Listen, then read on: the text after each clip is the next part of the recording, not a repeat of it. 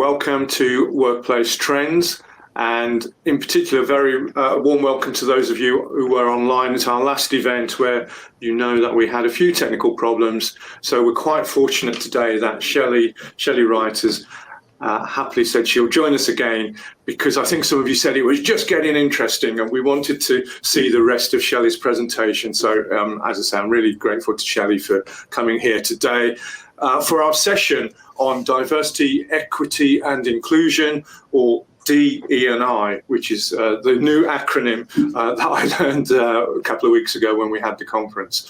So first of all, a few little house rules. Shelley's going to make her presentation. She's speaking to us all the way from New York. I'm here in my shed in the Chilterns, as I mentioned before. And if you've got any questions, what we prefer you to do is just pop them into the chat box, which you can open up. It should be on your right.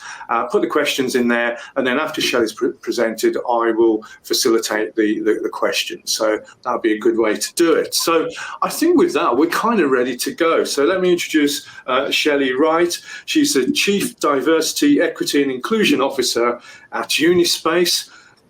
She runs the DE&I program. And as I said, she's here today to tell us more about how that can help your businesses. Over to you, Shelley. Thanks, Nigel. It's so good to be back with you. By the way, I'm looking at your shed behind you. I feel like I could live in that. It looks pretty nice. What are the dimensions of that shed that you're in? Oh, it's quite cozy, and it's about 3 by 3 meters, which is 100 square feet. So move yourself out, because I'm coming in. That looks nice. Thank you, Nigel. It's great to be back with you and Ian and Maggie and all of the Workplace Trends folks. As Nigel mentioned, I was part of a presentation a couple of weeks ago that was truncated due to technical difficulties, and I was thrilled at the opportunity to come back and finish the presentation to get to what is my favorite part of an event like this, which is the Q&A. That's for me, for any time I can have an interface with people and really have a meaningful dialogue, that's my favorite part. So Workplace Trends, a new world of work. It is no surprise to anyone that, the way what work is different. It's no longer a place, it's a verb, it's an ideology, it's an endeavor, and it's, we have an opportunity now to meet the moment. And I'm excited about the work we're doing at Unispace and the ways that we can all be in thought partnership to, establish some new best practices and to kind of grow from where we were to into where we are and to where, we all collectively think we need to be in order to do the best for our clients and for our talent on our teams. How do I scroll down here? Oh, there it is. I want to share with you the words of our CEO, Steve Quick. He has just marked his first year at Unispace in September. And I'm going to talk quite a bit about Steve and how I got to Unispace and kind of the discussions that we've been having for well over a year. But I think this quote is important, and I want to share it with you. It's the year 2021, and yet the global workplace still struggles with a lack of diversity and bias, unconscious or otherwise. We're dedicated to putting in the work and leading our industry with action. Addressing DE&I in the workplace is a moral and business imperative. And I'm going to tell you, we're all used to seeing CEO statements on the page, and Steve means it. And again, we're going to talk a little bit more about that. There we go. So one of the things I like to talk about in advocacy work or DE&I work in corporate spaces or storytelling in general is, what's our why? I really believe that if we know our why, then the lion's share of some of that work is done. If we can really understand what we're trying to solve for, what our motivation is, what our intention is, the how sometimes coalesces around that. And for the past year, I've been on a slide like this, I've been saying, what's our why? It's the right thing to do. It's the smart thing to do. And I was sharing this presentation with one of my colleagues at Unispace, and she sent this back with this correction. And I'm not sure if she meant it to be funny or that she really thought I should include it in the presentation, but I wanted to keep it because it's right. She's right. It's not only the right thing to do, the smart thing to do, but it's the only thing to do. And I love that she kind of course corrected me on that. To really help explain Unispace's why, I think on a personal note, it would be maybe helpful to share with you my why. And I want to tell you a little bit of a backstory about me. I don't want to make this presentation about me, but again, this is personal work for most people who are in the DE&I space as a trade.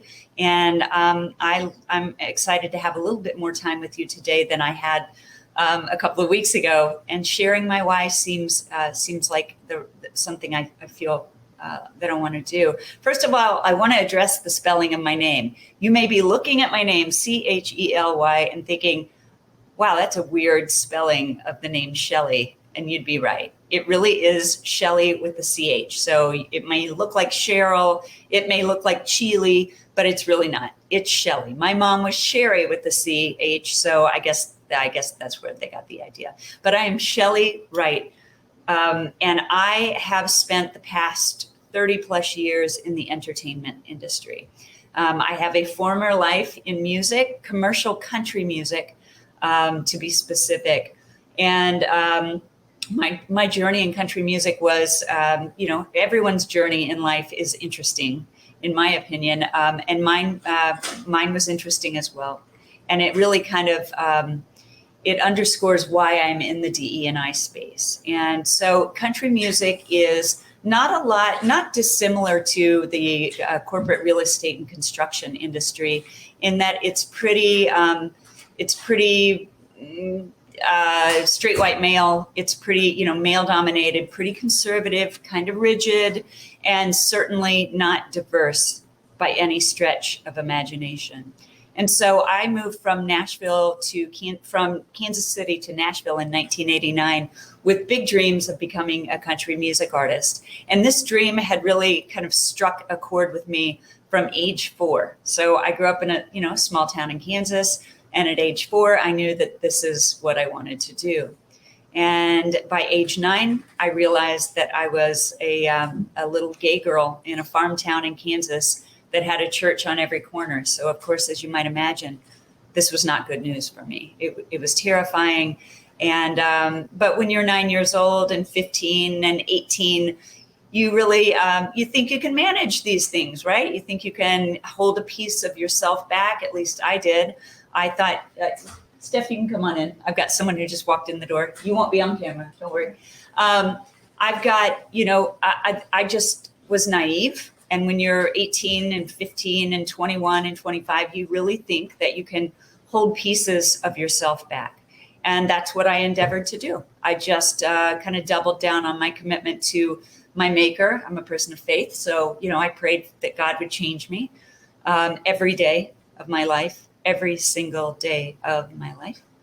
And then once I kind of stopped saying that prayer after, a good 10 years, I realized that, I'm exactly as I'm meant to be.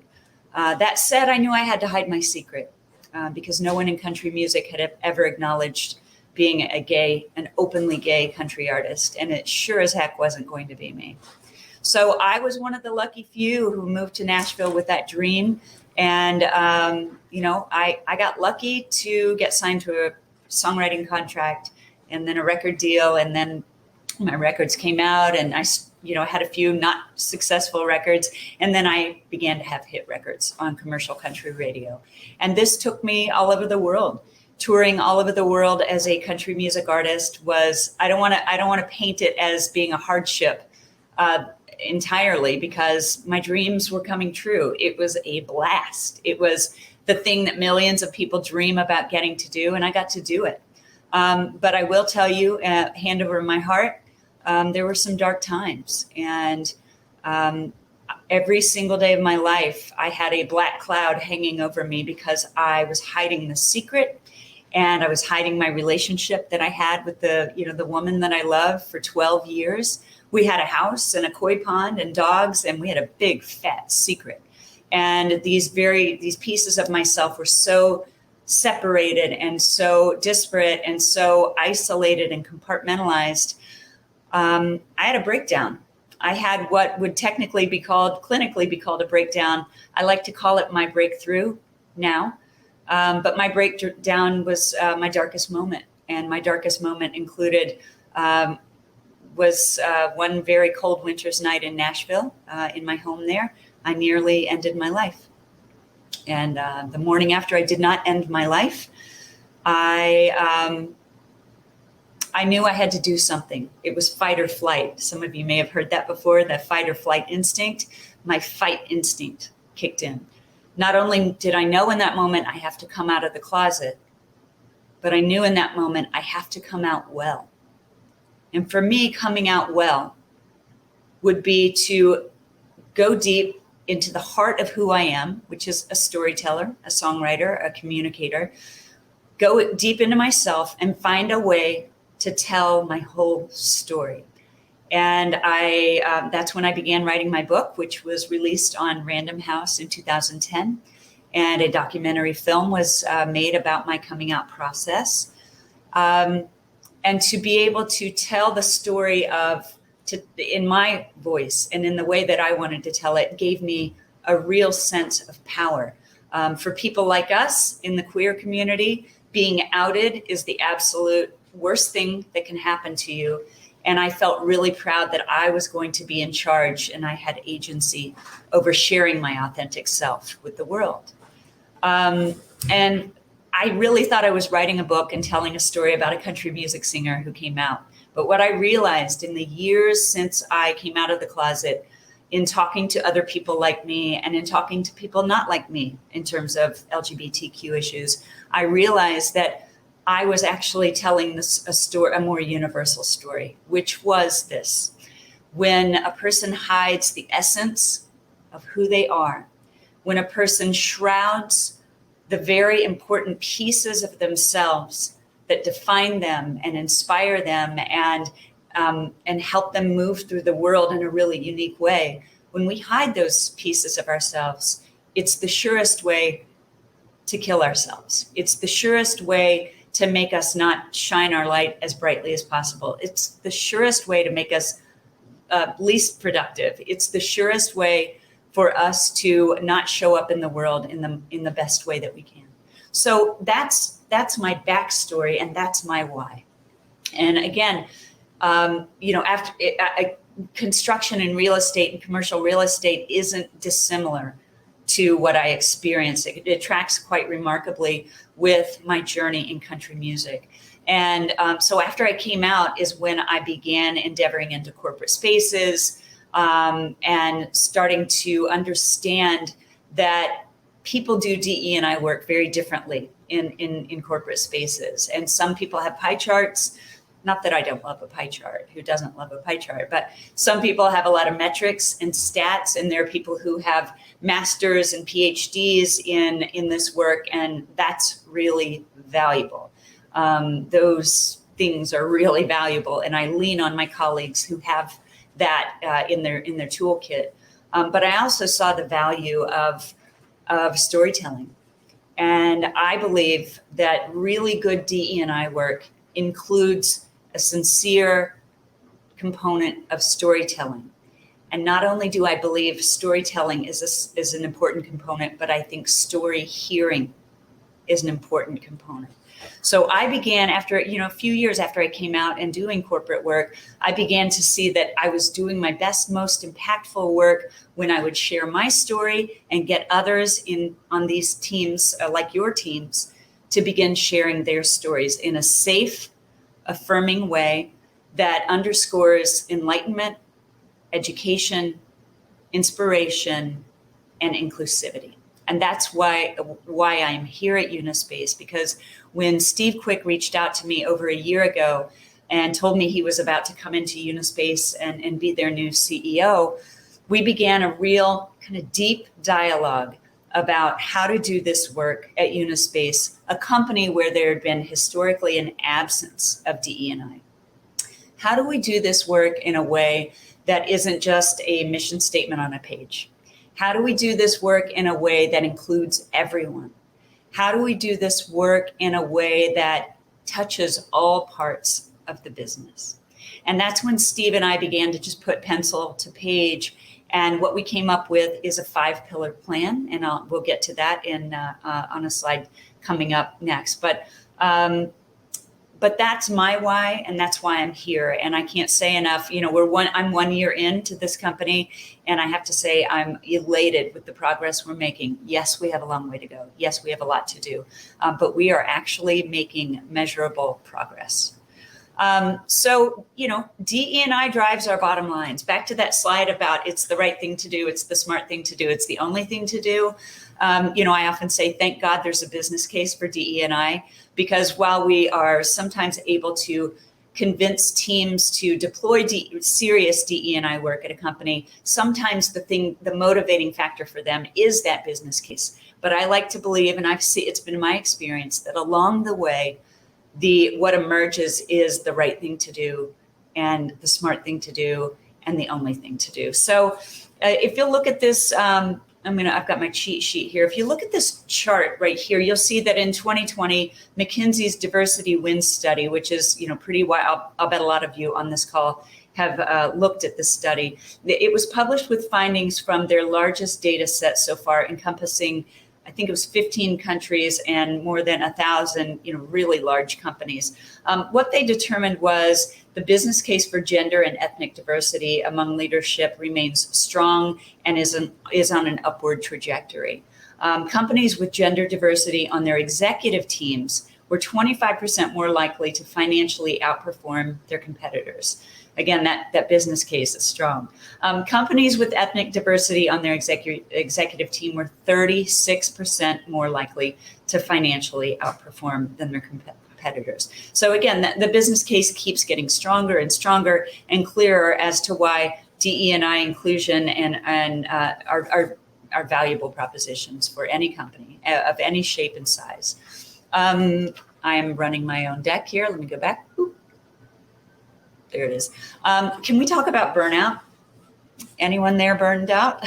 I have identical twin boys. My wife and I live here in Manhattan. We have identical twin boys who are 8.5 years old.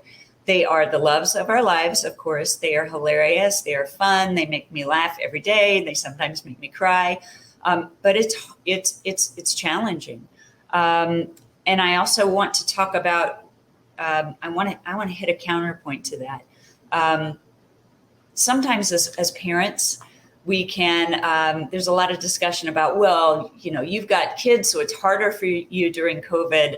And I think I've even indulged myself in that kind of thinking. But a few months ago, I really kind of dug deep into what the experiences must be like for everyone during COVID.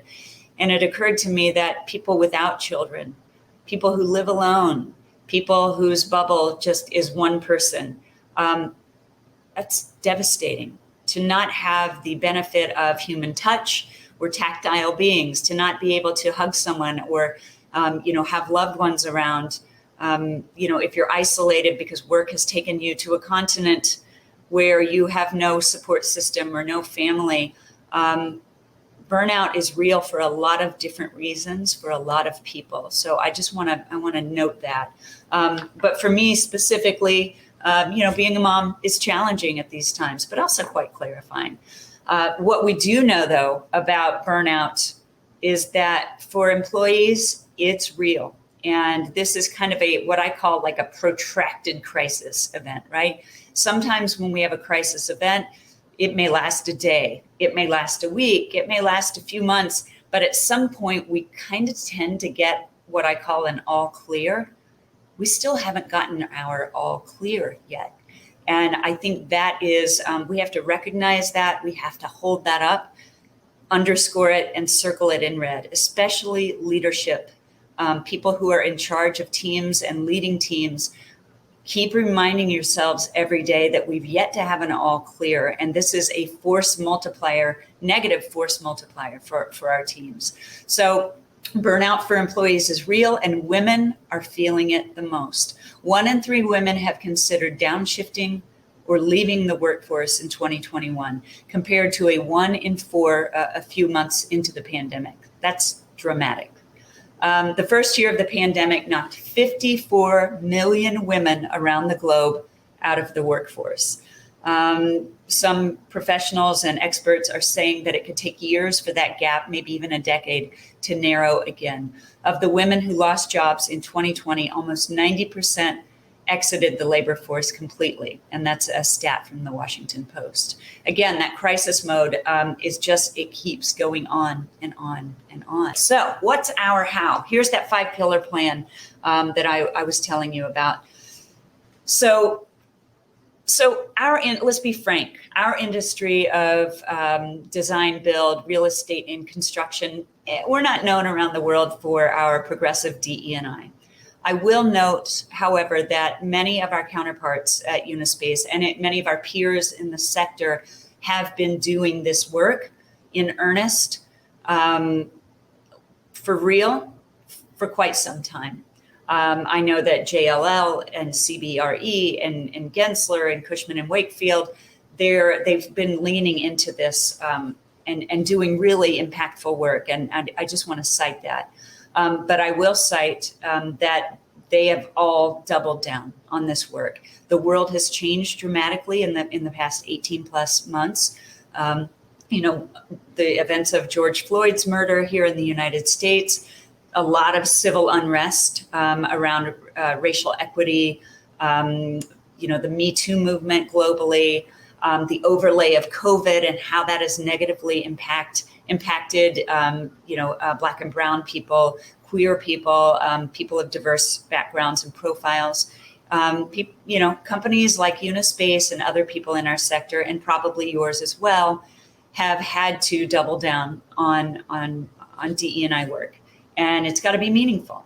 One of the greatest challenges of being at a company like Unispace, where we've never had DE&I initiatives, is also one of our greatest opportunities. So again, when I talked about my experience in country music, where there had been no diversity, no discussion about it, and for the purposes of like LGBTQ issues, it had never been discussed in my industry, except for maybe a morning radio show disc jockey might make a gay joke, right? So there had been nothing positive and productive in my industry about that anyone kind of had any authority or accountability over.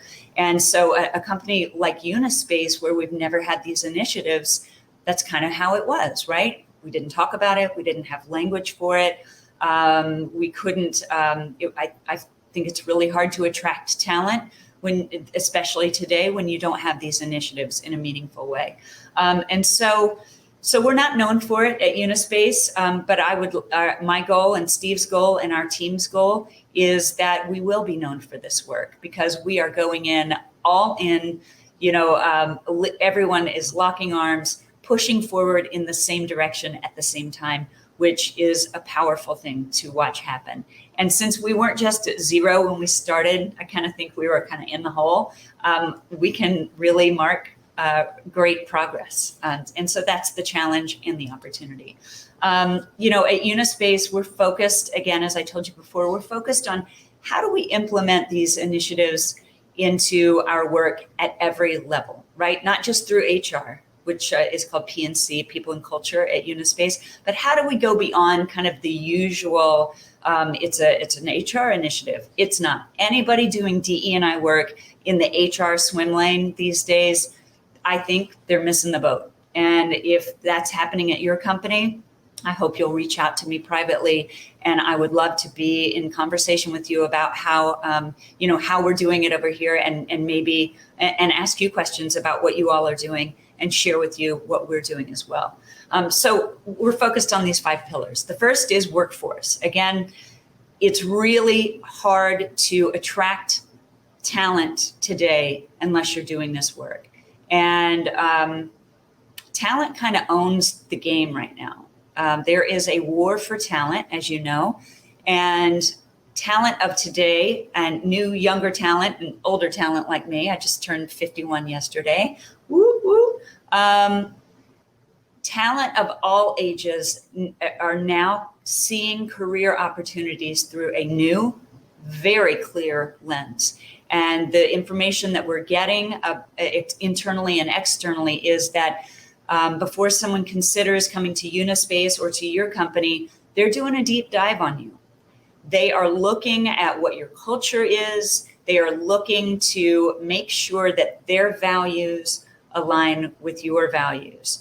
And they will, if you're lucky enough to get them on board and they see that it's all talk and no action, they'll leave your company. And furthermore, they will leave an industry. Again, the data is in, and we know that new talent, their brains are wired differently than those of us, who are vintage.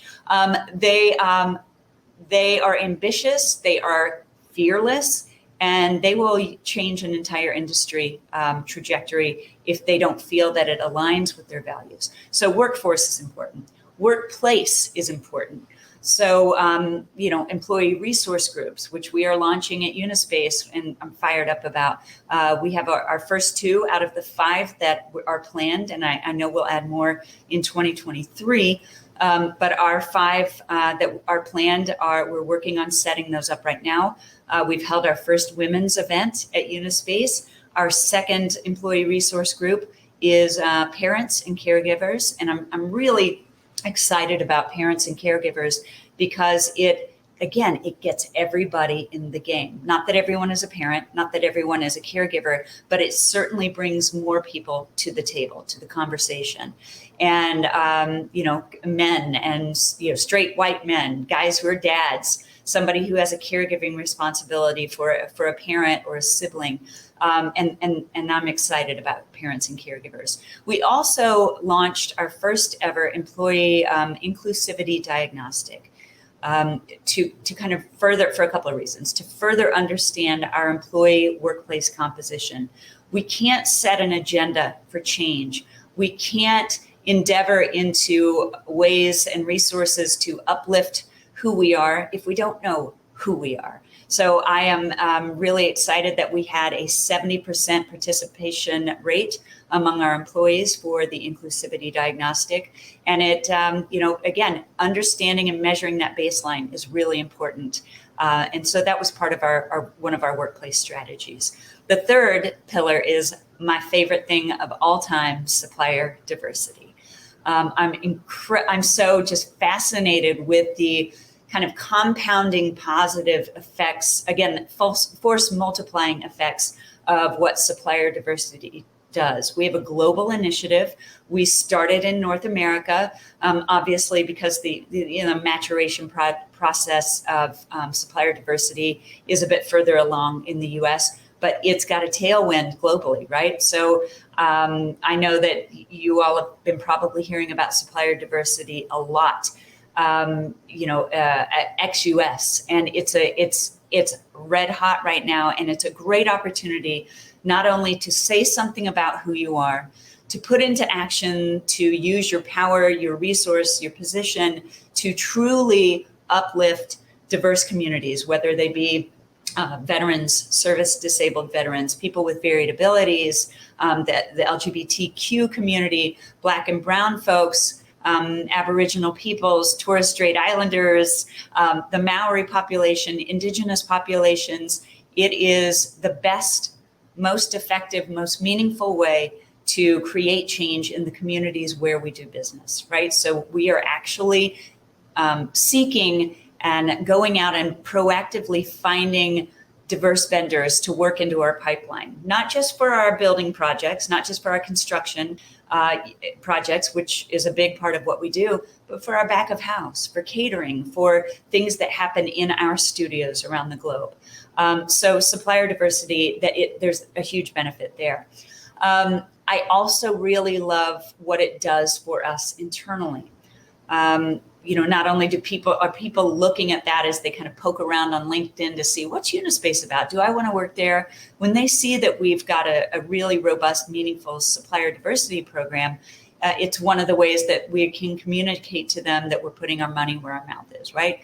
But for our teams internally, it's such a fun team building. It's a great initiative because there are 25 to 30 of us around the globe who, we have meetings a couple times a week in different regions and global calls as well, talking about how do we do this? How do we learn from one another? And it's a great touch point for our regions. So in the spirit of keeping and making Unispace a company that thinks globally and acts locally, this is a really big success for us because we've got our teams talking and again, learning together, and the shared experience for our teams is invaluable. And they're learning a lot that, we hope we get to keep our talent at Unispace. But one of the things I like to think about is not everyone will stay here, but they will go on to another company and they will take with them the things that they learned at Unispace. And that really makes me proud. So community engagement is our fourth pillar. And again, back to that talent engagement, attracting, hiring, developing, and retaining talent. People pay attention to what you do in the community, right? And so Unispace has this really unique opportunity to really kind of unpack ourselves in the communities where we do business.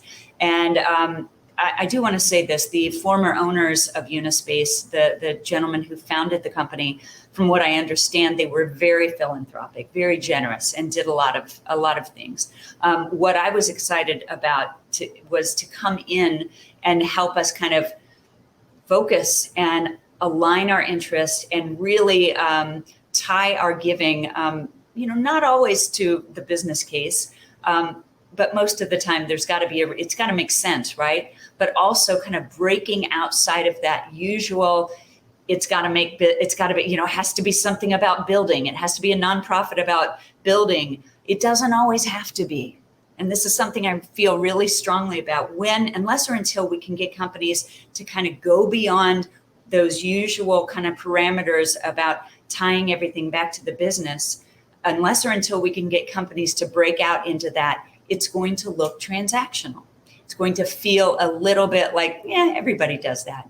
But when we can really find out and assess from our teams, what is it you care about? Do you care about, animal shelters? Do you care about LGBTQ issues? Do you care about the climate, which we do at Unispace?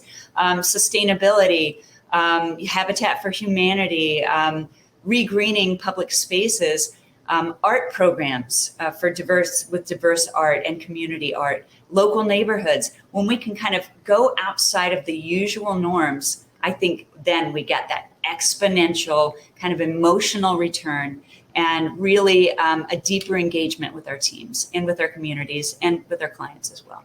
Our fifth pillar is an industry kind of peer-to-peer thought partnership. So again, I mentioned our peers in the sector, the JLLs, the Cushmans. There are lots of them who are doing great work like we do at Unispace, but really locking arms with them, sharing information with them, and then outside of the built environment in a sector, talking to people that I have existing relationships with in my DE&I work, Procter & Gamble, Goldman Sachs, a lot of JP Morgan Chase, Morgan Stanley, talking to those folks about their best practices and learning from them and really building coalitions of thought partnership and thought leadership. It has been my experience in the DE&I world, and I have a kind of a deep background in nonprofit and 501c3 work and NGO work. That's a pretty small community, and we share information over there very readily, very enthusiastically. My experience in the DE&I world in corporate spaces has been exactly the same. I've yet to meet anyone at another company who is their chief DE&I officer that has been stingy with information. I love it. I love when people reach out to me and ask me what I know. And I love it when I reach out to someone and ask them what they know, that there's a conversation that is happening at all times. And one of the things I've committed to in my life in DE&I work, and that I'm trying to underscore with Unispace with great success, I think, is be a student and be a teacher at all times. Be committed to being the student and a teacher in the same breath, in the same moment. Learn what you don't know and share what you do know. So what's our how? Again, those 5 pillars, if we really embed them into the work, and we're doing that, I think, pretty well over here at Unispace. If we do that, I think we can have even more success. So I want to talk to you about allies, and I want to talk to you about empowering the allies among us. Since I came out of the closet and began doing DE&I work, one of the things that I hear most frequently is from people who characterize themselves as not diverse, right? So not gay, not Black or brown, not Indigenous, not a female. I've heard them say that DE&I terrifies them because they don't want to get it wrong. They don't want to say something they shouldn't say. They don't know how to say X, Y, and Z. And they feel like maybe they should be quiet and stay out of the conversation and just not be part of the problem. That would have been okay maybe 10 years ago, and maybe even 5 years ago, and maybe even 3 years ago, to just kind of lay back. But it's not okay anymore. So if you are not actively, if you are a person who characterizes themselves as not diverse, if you are not actively in the conversation to advance DE&I, to identify and support and empower your diverse colleagues, then I want to say this as elegantly and tenderly as I can. If you're not doing that work, then you actually are part of the problem. And the good thing is there's a pretty easy path to becoming not part of the problem. And it requires intention, and it requires a little, moves that you feel comfortable with. Especially if you're in leadership, you have to probably do more than you're comfortable with until you get the hang of it. But it's your responsibility to educate yourself. And at your company, hopefully you have someone who can be a touch point, a resource for you for information. And I have been so heartened by my colleagues at Unispace. I'm pinged, 5-6 times a day by colleagues who are reaching out and saying, how do I become a better ally? I need language. I need talking points. I need to understand it. Are there documentary films I can watch? Are there pieces, articles that I can read? And my answer is yes, yes, yes, and yes. And we have a dialogue, and they learn and they grow. And one of the things I love about watching allies become empowered is that I really believe that when people know better, they do better. Very few times in my life have I ever seen someone know better, learn better, and then choose not to do better. I mean, I have a couple of times, and it's weird when they do, and it's shocking and upsetting, but 99.9% of the time, when people know better, they do better. And I'm excited to tell you that I'm on calls with my colleagues that I was on calls with last year, and I'll be on, a client pitch with them, and what they had an absence and a discomfort, an absence of language and a discomfort around DE&I issues last year. I'm watching these guys and gals go into these meetings with the language, the agency, the belief, the passion around DE&I, and what I like to call swagger. They're feeling it. They're feeling, although we know we're all going to make mistakes, somebody's going to say something wrong. We're going to get it wrong. We're going to have to course correct. We're going to have difficult conversations. But watching my teams grow in a safe space and kind of get that swagger feels good. So storytelling is the best, most impactful way, in my mind, to advance the DE&I ball. Again, back to that storytelling and story hearing. When you get that happening inside of a company, in your ERGs, with your leadership and your more junior folks, when people are having an active conversation about equity, about diversity, about inclusion, that's where the magic happens. I also want to make a note. Many of you might be saying, what's the difference between equality and equity?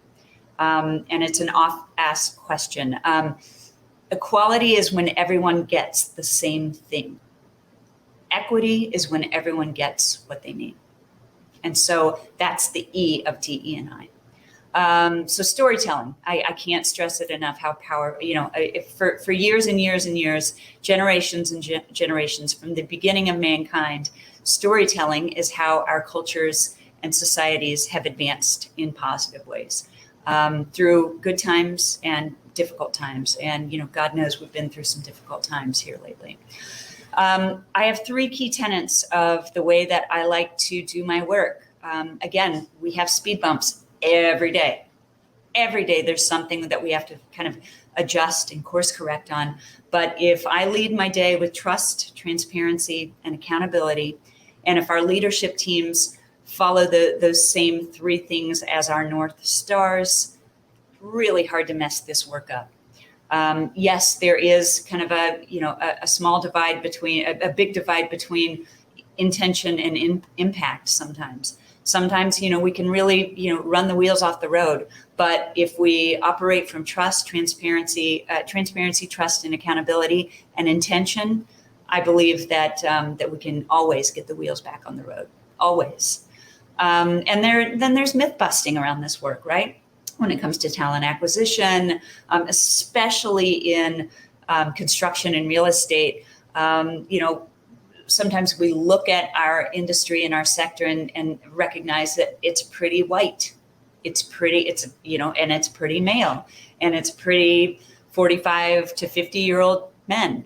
And it's easy to say, well, there aren't a lot of Black and brown people who can do this work or want to do this work. It's a total myth.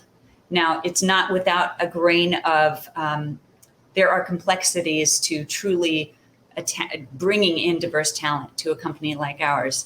But the way I like to I love analogies. I'm a songwriter at heart. The way I like to talk about it is, diverse candidates may not be knocking on our door. They may not be applying for our jobs. That doesn't mean that they're not out there and that they don't have the competencies and skill set to do this work. But what we have to do, what's incumbent upon us at Unispace and maybe your company as well, is for us to not wait for them to knock, but open our door, walk out onto our stoop, cross the street, cross neighborhoods, cross communities, go knock on their doors and make a case for why we need them and want them and can use them with great benefit and success to them and to the company, why we need them at Unispace. So there's some myth busting in this work, and I find it really gratifying and fulfilling work. So that's our how. I think we should go to Q&A. Call me because I want to talk to you about Art for Impact, a really cool initiative we're doing at Unispace to further kind of help our clients tell their stories. So Unispace, we build spaces, right? We design, conceptualize, strategize, and build spaces for our clients. And we have found a really cool, innovative, real physical way to help manifest our clients' values and DE&I ambitions in the actual workspace as a primary component. So not as an afterthought, right? So being able to express DE&I for our clients, in the space is something we're pretty passionate and excited about. Right, fantastic. Wow, so many ideas and thoughts, and just thinking about things as you went through that. I'm not quite sure where to start. I suppose I'll start by saying, if anyone's got any questions, and I can see that we've got a couple already, if you want to add them to the chat, go to stage and Q&A and pop your question in there. That would be fantastic. But maybe I'll ask a couple just to get us going. I liked the statement by Steve Quick about unconscious bias. As a psychologist, this is something that fascinates me, and it reminds me of that. Nigel, you buried the lead. You're a psychologist? Yes. You and I have been talking for weeks, and you've never told me this. Well, I'm not a real one. I'm an environmental psychologist. So people and buildings, not just people, because people frighten me. That's another story. But so do you remember you used to get one of those Boston Matrix Battenberg diagrams which talked about conscious, unconscious, competence, incompetence? And it kind of reminded me of that a little bit, the conscious, unconscious bias. I think you've kind of outlined how we get people from unconscious to conscious bias and then hopefully to non-bias. But I guess that's your 5 pillars and the storytelling and everything else you outlined.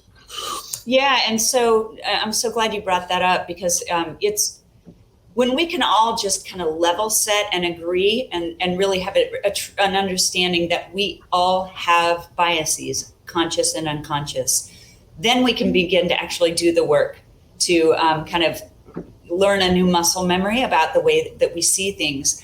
And I have to say that acknowledging that we have those biases is hard. It's hard to get us to the starting gate, right?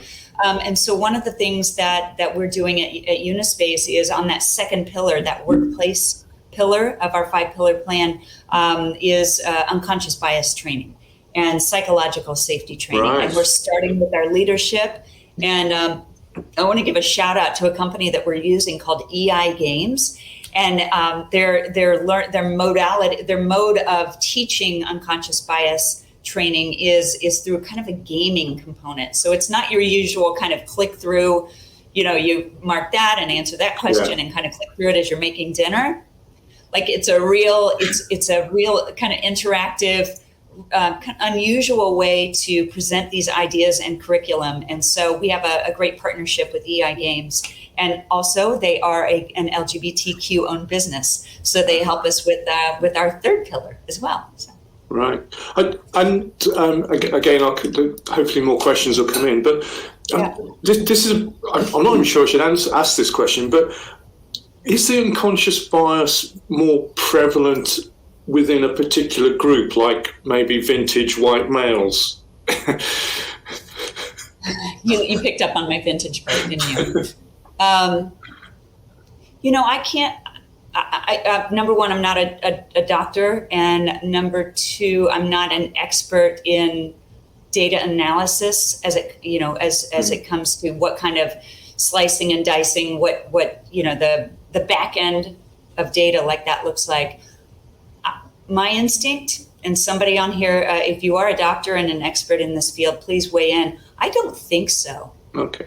I don't think that unconscious biases are more prevalent in any one kind of population, but I do think that there are condensed unconscious biases that, what is it, like not all people are X, but all Y's are X.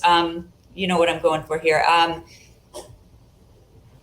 A collection of people who are in leadership around the globe it is mostly straight white men. They kind of, they're running the show. It's changing, but I think that kind of amalgamation of the particular biases that might, in a big Venn diagram, that might kind of all fall in a power center that are most kind of limiting for other people. That could be that they're very concentrated and that has a negative return. But I've been looking into my unconscious biases for years, and I have to tell you, when I began unpacking myself, I was devastated to realize the things that I needed to work on when it came to unconscious bias. So I think no, but I think in terms of business and power structures, there's a Venn diagram with a bright red spot in the middle. I think that's a good way of explaining it. It's who's in the centre there and so on. We've got some questions coming in. I don't know if you know Kate Usher. She's spoken at our conference before. She's an author and she's a bit of a champion for women going through the menopause. So Kate asked you a little bit about what kind of language are you using around menopause and what are Unispace doing as a company? Kate, can I call you? Kate, thank you for this question, and thank you for your leadership on the topic. We have not endeavored into that. That said, one of my colleagues, who is the global head of our P&C, Nicola Harris, she and I have talked many times and shared many articles and webinars about this discussion, and it is on the top of our list of things to begin to understand and teach and learn at Unispace. I would really look forward to the opportunity to learning from Kate on this. Great. And I will tell you, I'm 51 years old, so I'm in that demographic. She mentions that. Is that too much information? No, she actually put that in one of her questions, so I paraphrased. Did she ask if I'm menopausal? The answer is yes. Not direct, but I think that's the whole point of the conversation. Yeah. It's not to be embarrassed. I have to tell you though, Nigel, I'm glad to, you get women, we get little hot sweats and hot flashes. I am a person who has historically been cold, so I frankly am really glad to be warm on occasion. So that's hot flashes are welcome. Well, Kate did, when she did a presentation, we started to talk about what we can do in terms of workplace design. A lot of your presentation today has been about the process and management, but a lot of our audience are workplace designers, workplace strategists. So I just wondered if, and it's such a broad topic, so but maybe there's some design elements that you might just want to tell us about, key ones maybe.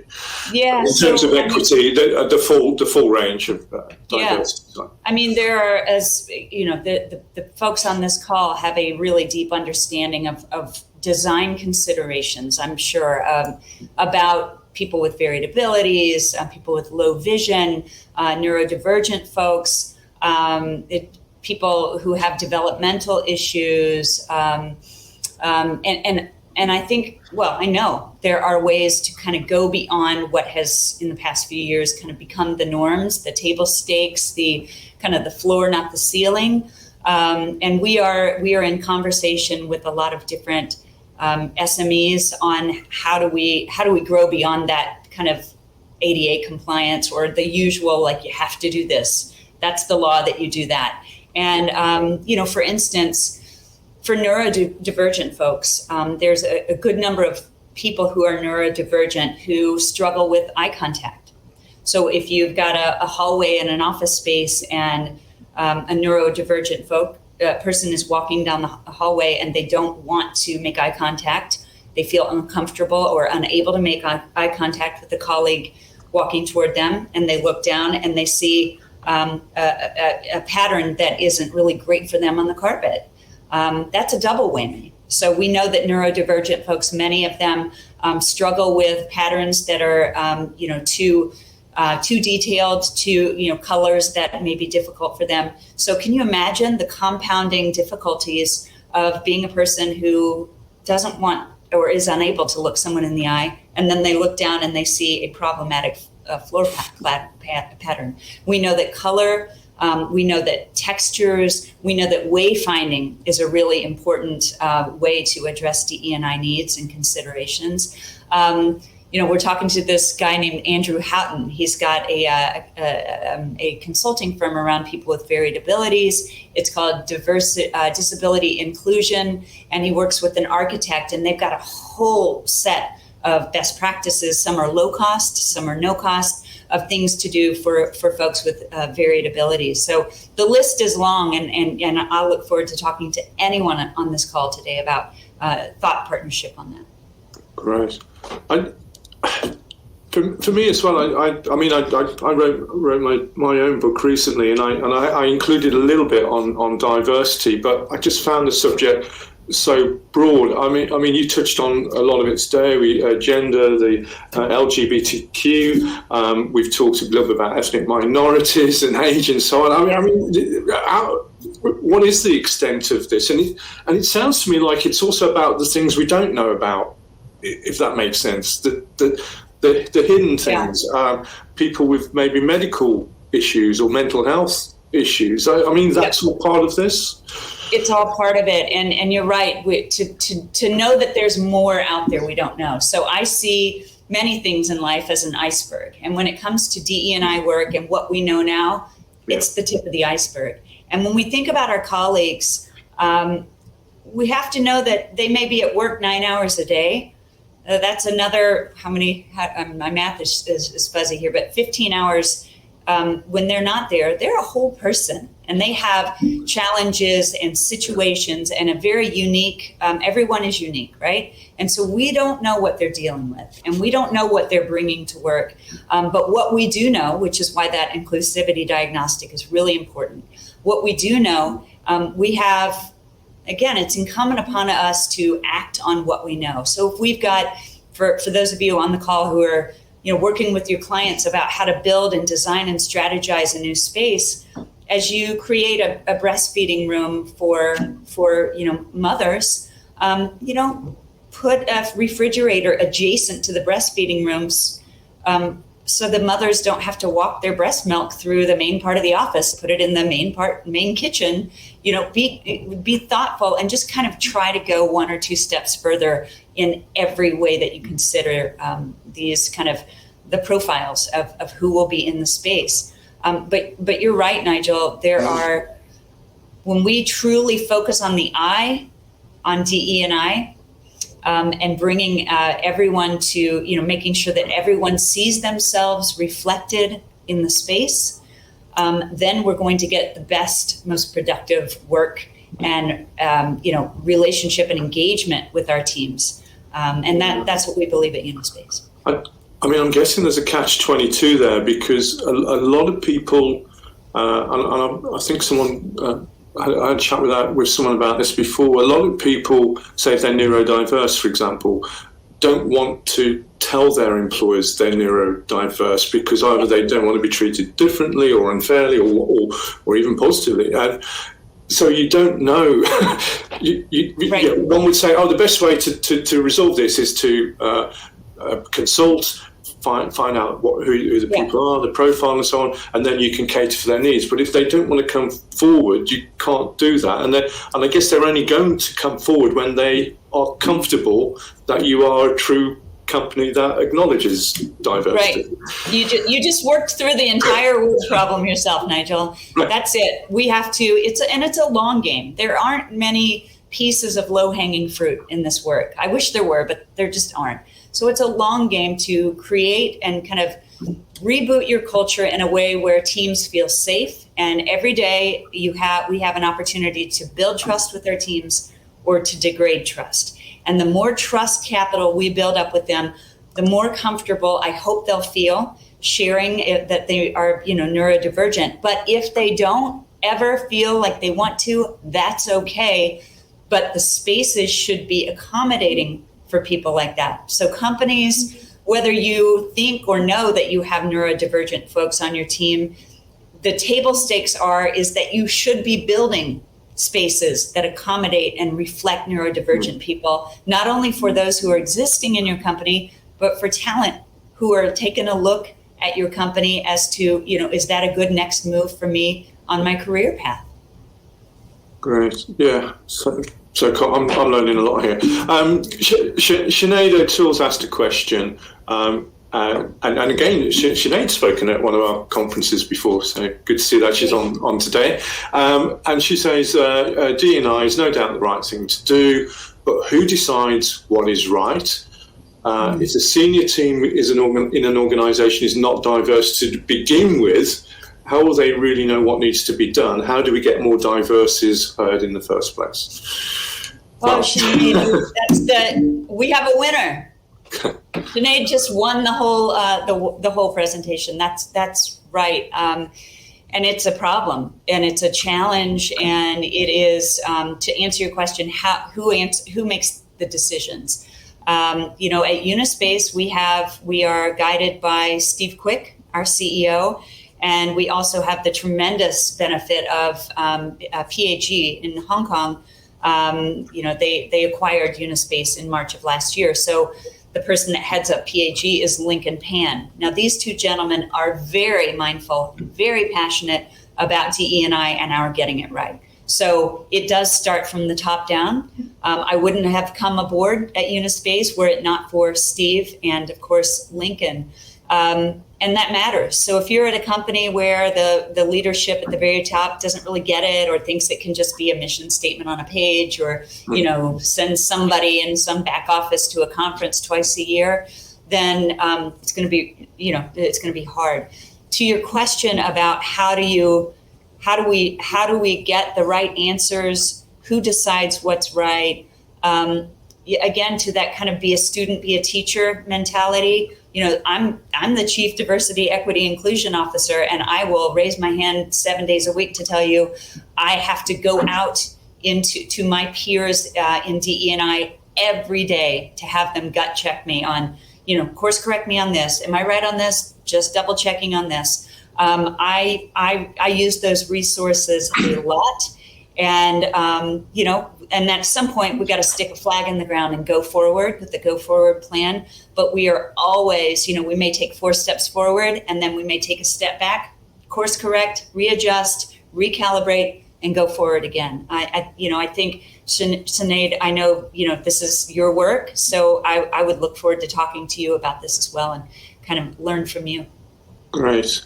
I'm conscious of the time, Shelley, but a couple of people have asked about the employee diagnostic tool, in particularly the different categories used, if that makes sense. I don't know, different classifications. I don't know if you can expand on that. Yeah, so again, it was the first ever at Unispace. We worked with a company based in the UK called Frost Included, with whom we'd been doing some DE&I work before.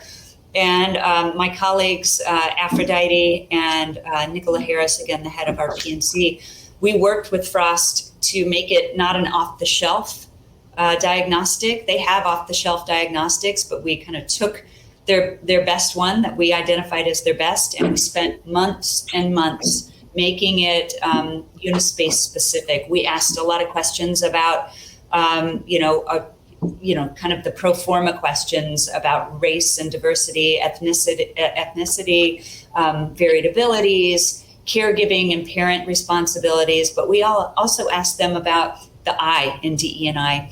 When do you feel most included? When do you feel least included? Do you think we're doing the right things? Do you think are you excited about our DE&I future? Just kind of about that, just trying to gain their they're the boots on the ground. They're the ones experiencing the culture at Unispace. And I'm really proud with, the trust they displayed to bring it. And in a lot of our questions, we didn't have a drop down, like pick from these 3. We had a lot of open text, free text. We let them tell us the answer that they were willing to tell us. Did it take longer to kind of look at that data and aggregate it and analyze it? Yes. Was it worth it? Absolutely. Fantastic. Okay, well, I'm conscious of the time, but maybe you can give us a couple of calls to action, Shelley. What are maybe 2 or 3 things we can do right now to progress our companies? Yeah, I think the discussion around the commitment of putting something on a page, a mission statement about DE&I. And again, if that's all you do, then it's thin, right? But there's something really powerful about identifying yourself in this space and being on a journey. One of the things I love most about DE&I work is I think it's most impactful when people learn in front of others. If we want to kind of do all the work behind the scenes and perfect it and then come forward as dun dun dun dun dun, we did it, you're never going to get this work done. There's a value in learning in public. There's a value in committing to creating a safe space where people don't get canceled if they say the wrong thing. Of course, if someone says the wrong thing intentionally and is trying to hurt someone, then that's a different discussion. But creating safe spaces where we can all have that shared experience and learning together, super valuable. I think my other call to action is I really believe in personal mission statements. And it's one of the things I've liked to do with my clients historically is have everyone, whether you share your personal mission statement on your LinkedIn or your signature on your email, is neither here nor there. I mean, it's cool to do it, but personal mission statements and, and really expressing who you are, who you want to be, whether it's as a straight ally,